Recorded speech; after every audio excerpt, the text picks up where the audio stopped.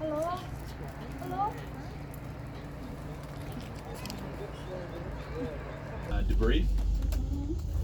Now there's going to be more of those coming up on our right hand side here as well. So that pile of gravel we saw in the parking lot, not just from the cleaning staff leaving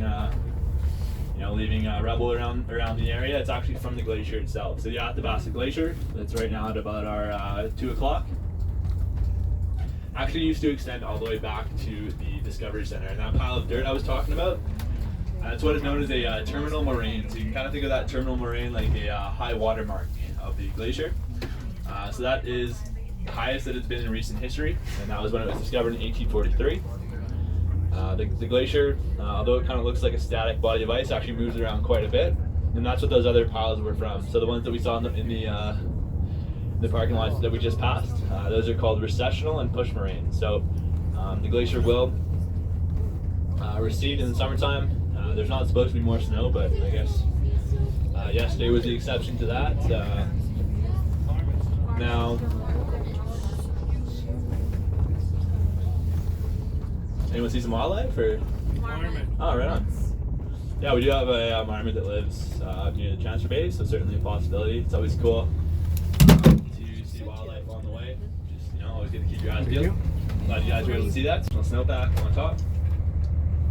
And in the wintertime, it will create those push moraines, kind of acting like a bulldozer and pushing up sediment. Now, another cool feature of the area, to our left-hand side we have a forest, mostly Engelmann spruce, but some subalpine fir as well. Now, with this forest, the trees are actually quite old. They're up to about 400 years old, and despite not being very large in size, we only have a growing season of about 60 to 90 days due to our elevation. Another really unique feature of these trees, you may notice some of them are actually missing their limbs on the side facing the glacier. It's due to the winds that come off the glacier, known as katabatic winds, that bring with them sediment and debris. These trees are known as flag trees. I guess someone thought they looked like flags, but not like any flags I've ever seen, but they are, again, a unique feature of the area. Now, if anyone is looking to do a little decorating for the holidays, and you have a small apartment to fill, and you happen to have a glacier in your backyard, those flag trees probably do pretty well. Just stick in the corner and save a little square footage. Thank you guys for coming along with me. I hope you guys are not too tired after the long trip. You guys might have to stretch the legs a little bit before you head on to the Ice Explorer. I do have one more important question though before you head out. Who's excited to explore Glacier today? Yeah. Phew, you guys, that was pretty good. I mean, it's a full bus though, so I feel like we can do a little bit better. Let's try one more time, guys. Who's excited? Good. My name is Paige. I will be your driver and guide today. So the way it's going to work out, guys, is it's a beautiful day. I don't want to waste any more time talking right here. So I'm going to back on out of here, and then I'll start talking to you once we get over there. Okay? Okay. Alrighty. Right.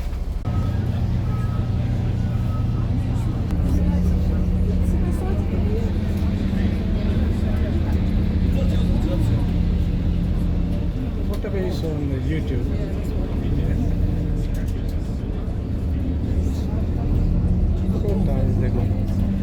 Alright, guys, you ready to see what this thing can do? Yeah, let's go. That was not very spirited. You guys ready to see what this thing can do? Yeah! Excellent work. Let's floor it. Now that is the oomph that I like to see, especially on a sunny day like today, guys. It is stunning up here today. We're very, very lucky. So I'm really, really glad you guys had a day like today. So once again, my name is Paige. You will be hearing my voice for the next approximate 15 minutes till we get up to the glacier. Once we get up there, you guys will have some free time to walk around, enjoy the scenery, take some photos, chat amongst yourselves. I've seen quite a few people making snowmen over the past few days, so you're also more than welcome to do that. And then it'll take us 15 minutes to get back down. Then you guys will go on a shuttle bus to the skywalk. Whoop whoop, skywalk! So that will happen soon after this. Now, what few fair warnings about me. First warning that I will give you, I'm from the east coast of Canada originally, from Halifax, Nova Scotia. Us East Coasters are really, really good at a few things. We're really good at making beer. We're really good at dancing. And we're also really good at speaking just a little bit too fast.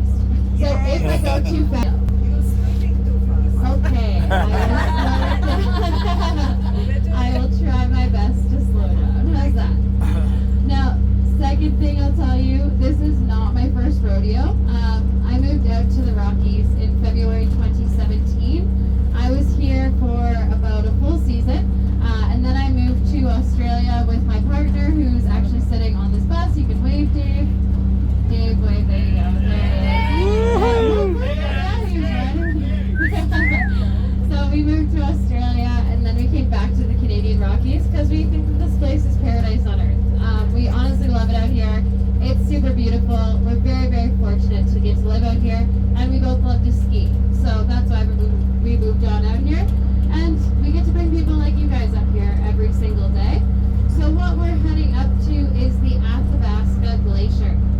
Now the Athabasca Glacier is a 5-kilometer long, 1-kilometer wide glacier, and all this glacier is a big frozen river of condensed snow. Really, really simple concept.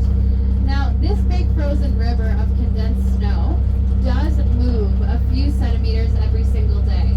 It's always moving about 2 to 3 centimeters a day, and the reason it moves is because it's consistently fed ice by the Columbia Icefield. Now, you're going to be able to see how the Columbia Icefield feeds the Athabasca Glacier, and it does so through a series of frozen waterfalls, which we're just getting our first glimpse of over on the front right side of the bus. Now, above those frozen waterfalls is the Columbia Icefield. Now, the Columbia Icefield is essentially just a large frozen lake that sits amongst a bunch of mountains. Now, it feeds the Athabasca Glacier in addition to 5 other glaciers in the area. You will see another one of those glaciers called the Dome Glacier when you go to the Skywalk later. Now, the Columbia Icefield is incredibly difficult to get up to. It takes a really advanced mountaineer to climb up the ice falls. So we will not be standing on the Columbia Icefield today, but more so standing on a million little particles of the Columbia Icefield. Now we call this area of the Canadian Rockies the Columbia Icefield, just because it has carved out so much of our landscape, and it really delegates so much of the beauty of the landscape. The lateral moraine. I'm sure Spencer told you all about moraines on the way up here. Now this is the moraine, or the big pile of dirt, rock, and debris that the glacier left alongside it as it moved through this landscape. So the road going down the lateral moraine is actually one of the steepest unpaved roads in North America. We're going to be going at about a 32% grade, or an 18-degree slope going down this thing. So what I'll do is I'm going to pull right up to the edge of this road. You guys are more than welcome to stand up, take a peek down it. We're only going to stop for about a minute, and then we'll get going. Alrighty? So we'll just pull up right here. Now, if this part of the tour makes you guys nervous, that's alright. You can do exactly what I do and just remain seated with your eyes closed. Completely up to you. Alrighty. So we'll just pull up right here. There we go, guys. So we'll just stop for a minute here. You're more than welcome to take a peek.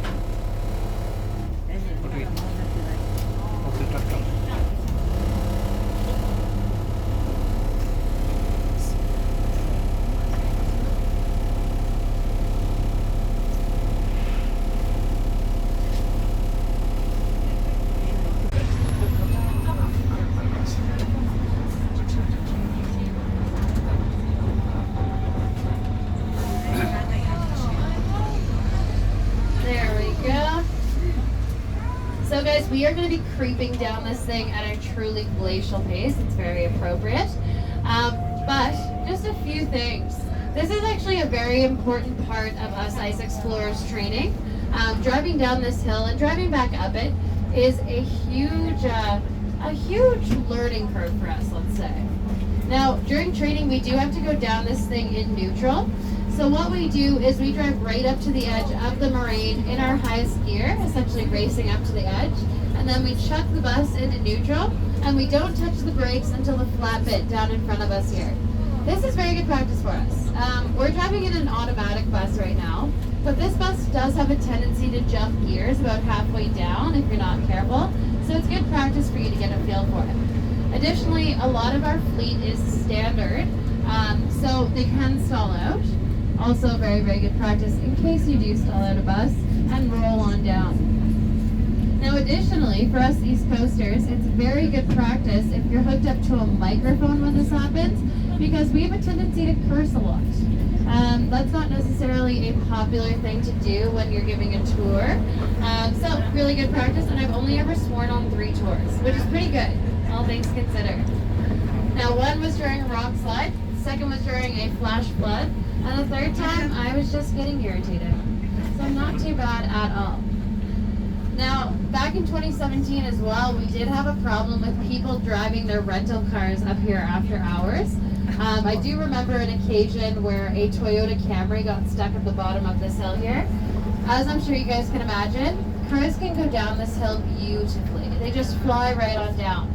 The hard part is actually getting back up. So we have that little gate that you had to go through on the shuttle bus there, just to stop that from happening quite as much as it used to.